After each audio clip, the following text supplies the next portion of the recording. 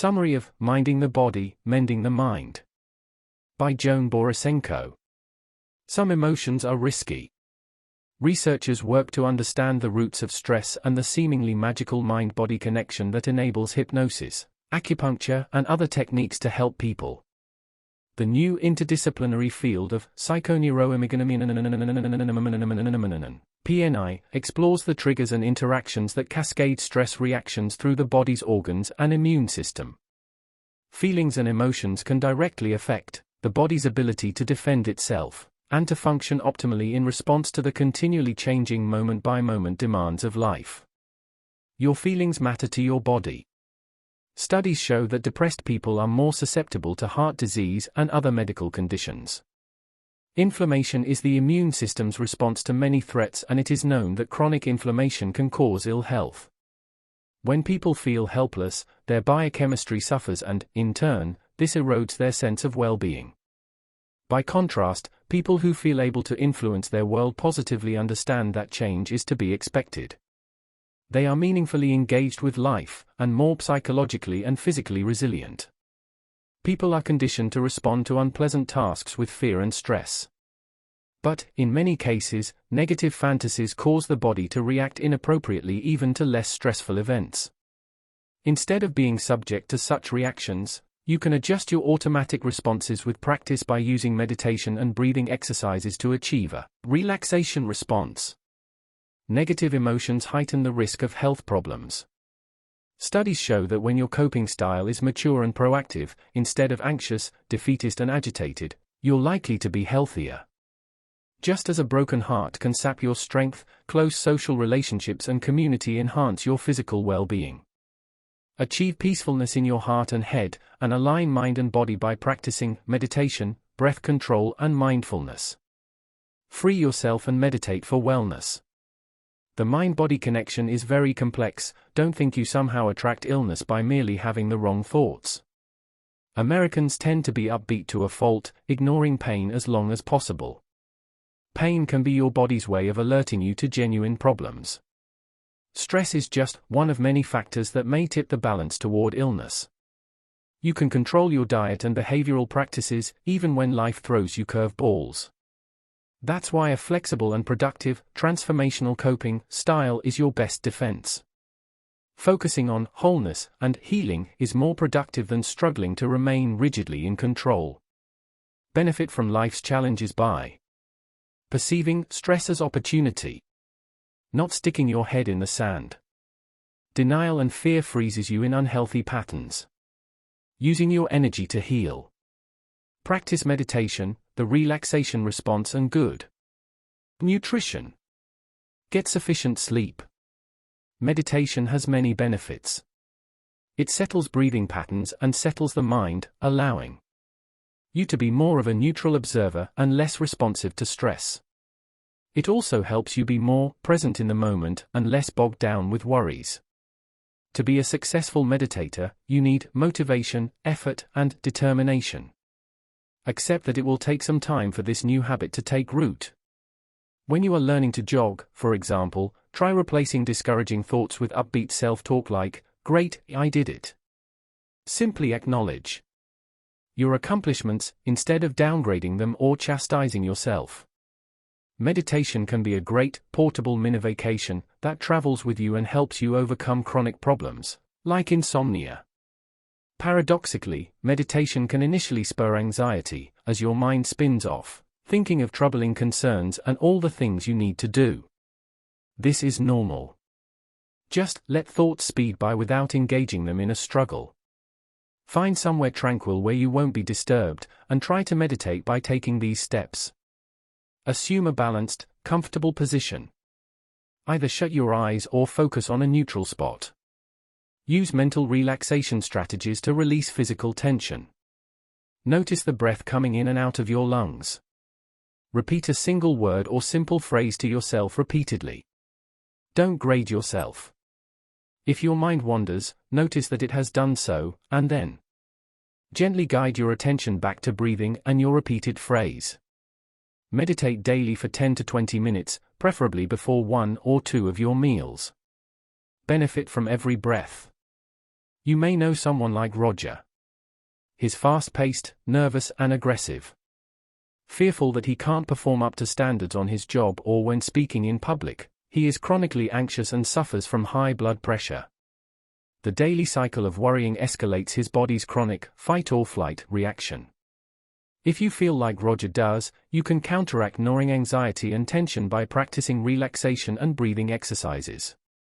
When you alter the rhythm and depth of your breathing, you can interrupt your involuntary, harmful physiological reactions. Do you breathe in short, shallow bursts or in deep rhythmic patterns? A baby's calm breathing is a good example of relaxed belly or abdominal breathing. This breathing style transports up to 10 times more air through the lungs than nervous, tense, chest breathing. Exhale completely and breathe through your nose to take advantage of the health benefits of belly, or diaphragmatic, breathing. Yawns and sighs are also the body's way of letting go of stress and tension.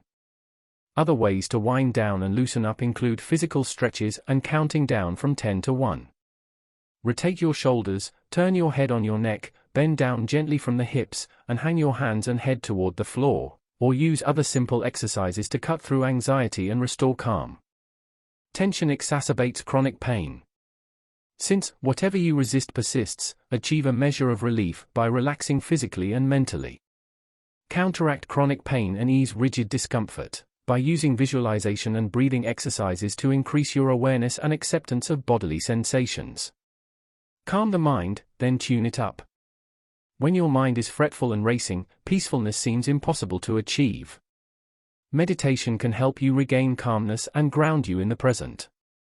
This heightened alertness, serenity and appreciation of what is happening around you is called mindfulness. The beauty of being mindful is that you can practice it anywhere, whether you're cooking dinner, playing with a child, being intimate with your spouse or washing your hair. Become open to the moment by watching your mind wander. Our past experiences predispose us to certain reactions. So, if the same old negative thoughts escalate and leave you in a panic, use meditation and breathing exercises to interrupt the anxiety cycle. In more extreme cases of phobia, progressive desensitization can help you ratchet down your body's reaction. Your mind can work for you or against you, since habitual thoughts play an important role in happiness. Conscious and unconscious levels of thinking also play a part, as do your intellect and ego. Be aware of unproductive habits, such as denying change, fostering anger, and fixating on cravings. The ego helps define the good and not so good traits of your personality. Every person's ego can be judgmental and prone to fear and envy. You may find yourself wrestling to keep your ego in check. Instead of blindly following your judgmental ego, try to adopt the more neutral posture of being a witness. This emotional detachment can lead to improved mental health and well-being. Cultivate a mindful, neutral attitude with meditation, which quiets the mind's internal chatter and allows peaceful awareness to dominate. Parents help their children develop their ego identity. If children are ignored when young, they are likely to behave poorly in a bid for attention, self-definition, and recognition. Surrender to what is. Imagine that you are blind and, rather than getting on with your life, you spend your time lamenting your blindness, wasting your days on earth consumed with anger and frustration. Fretting over limitations is just one way to stumble into a mental maze. The worried mind is like a drug addict, always desperately seeking the next happiness fix by buying objects or chasing fleeting achievements. Instead, bring forth the happiness you have within you right now. Cultivate a calm mind that simply observes your circumstances and allows you to feel a deeper peacefulness. Practice focusing on the present. If your mind begins to tie you in knots, back up and disengage by observing your breathing. Be mindful, notice your emotional struggle as you undertake simple daily activities. At first, this sense of heightened awareness may make you uncomfortable, but it is a necessary first step to making new choices. Avoid mind traps and pursue understanding. Like a monkey that can't free itself from a trap because it won't let go of the banana bait that it seized, people get into mental ruts and cling foolishly to uncomfortable positions. Common mental traps include needing to be the authority, prioritizing a particular craving, making your happiness contingent on a future event, worrying about exceptionally remote possibilities, bullying yourself, stewing in shoulds, getting caught up in blame games, and feeling helpless and stuck. Conflict arises easily between people who have fallen into mind traps. To overcome such conflicts, first adopt a new mental attitude. Hard as it may be, admit that you don't know everything about your troubling situation and be willing to open up your closed mind. Next, consider honestly how your behavior contributed to the conflict. This is easier to do when you stop feeling like a victim and take on the perspective of a neutral observer. Don't analyze or focus on other people's mind traps, work on your own in a spirit of inquiry and understanding. When you seek understanding and appreciate that other people aren't mind readers, you will achieve greater wisdom and perspective. Be creative. You can look at any given situation many ways. Use your creativity to uncover new ways to reframe troubling situations. Find the silver lining and hone in on it. You can even focus the energy that's tied up in resistance on productive activities instead, the way martial artists harness their opponent's energy. Cracking a joke that puts problems in a new light is a common reframing strategy. Make your unconscious work for you by replacing negative internal messages with positive mental instructions, known as affirmations. After meditating, tell yourself something like, "I have plenty of energy to do all the things that are important." Use visualizations and waking dreams to overcome fears and discover greater resilience. Engaging in emotional mind traps, such as harboring past grudges, will sap your strength and reduce your effectiveness. Cultivate emotional intelligence and work on expressing your emotions appropriately, instead of bottling up anger, for example, or getting enraged and acting out. Become comfortable with your emotions and see what insights your emotional style reveals. Figure out why and when you get swept up in excessive reactions, such as blame or guilt.